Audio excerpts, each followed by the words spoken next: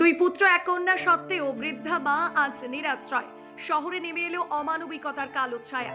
দুই ছেলে ও এক মেয়ে থাকা সত্ত্বেও আশ্রয়হীন হয়ে পড়লেন বৃদ্ধা ঝর্ণা কুণ্ডু। সন্তানদের অমানবিক আচরণের জেরে চরম অবহেলার শিকার হলেন এক মা, যা জীবনের শেষ পর্ব কাটছে একাকিত্ব অবহেলার অন্ধকারে।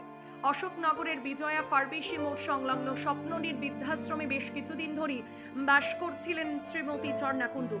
স্থানীয় সূত্রে জানা যায় তার দুই ছেলে ও এক মেয়ে প্রত্যেকেই বিবাহিত এবং প্রতিষ্ঠিত। তার সত্ত্বেও তারা মায়ের দায়িত্ব নিতে নারাজ। সূত্র মারফত জানা যায় দীর্ঘ কয়েক মাস ধরে মায়ের রক্ষণাবেক্ষণের খরচ দিচ্ছিলেন না ছেলেরা। বারংবার অনুরোধ সত্ত্বেও কোনো সাড়া না মেলায় বৃদ্ধাশ্রম কর্তৃপক্ষ বাধ্য হয়ে বৃদ্ধাকে পরিবারের হাতে ফিরিয়ে দেন। কিন্তু এখানেই ঘটে চূড়ান্ত অমানবিক ঘটনা। বুধবার রাতে ঝর্ণা দেবীর বড় ছেলে তাকে চলন্ত ট্রেনে তুলে দিয়ে চুপি চুপি নেমে যান, ছেড়ে দেন নিজের মাকে একা। ট্রেনের অন্যান্য যাত্রীদের সাহায্যে বৃদ্ধা অশোকনগর রোড স্টেশনে নামতে সক্ষম হন। অসহায় বৃদ্ধাকে স্টেশনে বসে থাকতে দেখে ঘটনাস্থলে উপস্থিত থাকা কিছু শুভবুদ্ধি সম্পন্ন স্থানীয় যুবক দেবাশিস মজুমদারের নেতৃত্বে বৃদ্ধাকে উদ্ধার করে অশোকনগর থানায় নিয়ে আসেন। পুলিশের সহানুভূতিশীল সহযোগিতায় তাকে ফের স্বপ্ননীর বৃদ্ধাশ্রমে জরুরি ভিত্তিতে ফিরিয়ে নিয়ে যাওয়া হয়। আপনার নাম কি অসীমা? ঝর্ণা কুণ্ডু। আপনি থাকেন কোথায়? আমি আশ্রমে ছিলাম। কোন আশ্রম? এই স্বপ্ননীল আশ্রমে অশোকনগরে আচ্ছা। কচুয়াতে। তা ওখানে ছিলাম 3-4 মাস হয়েছে। আমার বাড়ির থেকে কোনো টাকা পয়সা নিয়ে যাচ্ছে না। তারপর ওনারা আগে গিয়ে আমার ছেলের শ্বশুরবাড়িতে দিয়ে আসছে। দেখি আর নেই, মানে অশোকনগরটা আসবে তখন দেখি নেই। আমার পাশে এক ভদ্রলোক ছিল, তাকে বললাম দাদা একটা বেটো করে ছেলে আছে। বললো কই কেউ নাই তো গেটে। তখন আমি ডাকলাম জোরে জোরে, দেখি না কোনো আওয়াজ নেই।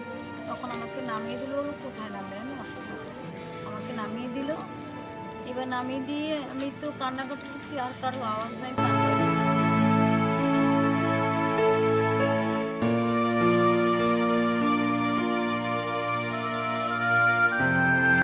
রাতে 10টার পরে আমাকে পাড়ার দু একজন ফোন করেছিল। আমি আমার কর্মসংস্থানের জায়গায় ছিলাম। শুনলাম এক বয়স্ক মহিলা অশোকনগর প্ল্যাটফর্মের সংলগ্ন জায়গায় রয়েছে। বৃদ্ধাশ্রমে অর্থের বিনিময়ে তিনি থাকতেন, কিন্তু অর্থ দিতে সমস্যা হওয়ার দরুন বেশ কয়েক মাস সেই বৃদ্ধাশ্রম কর্তৃপক্ষ তার পরিবারের হাতে তুলে দেয়। আজ হঠাৎই তার পরিবারের এক ছেলে তাকে টেনে করে নিয়ে এসে চলন্ত ট্রেনে তার ছেলে হারিয়ে যায় এবং তাকে একাকী রেখে সে পালিয়ে যায়। এই অবস্থায় আমি অশোকনগর থানার দ্বারস্থ হই এবং অশোকনগর থানার সঙ্গে যোগাযোগ করে অশোকনগর থানার সহযোগিতার মাধ্যমে পুনরায় যে বৃদ্ধাশ্রমে ছিল সেই বৃদ্ধাশ্রমে রাখার ব্যবস্থা করি।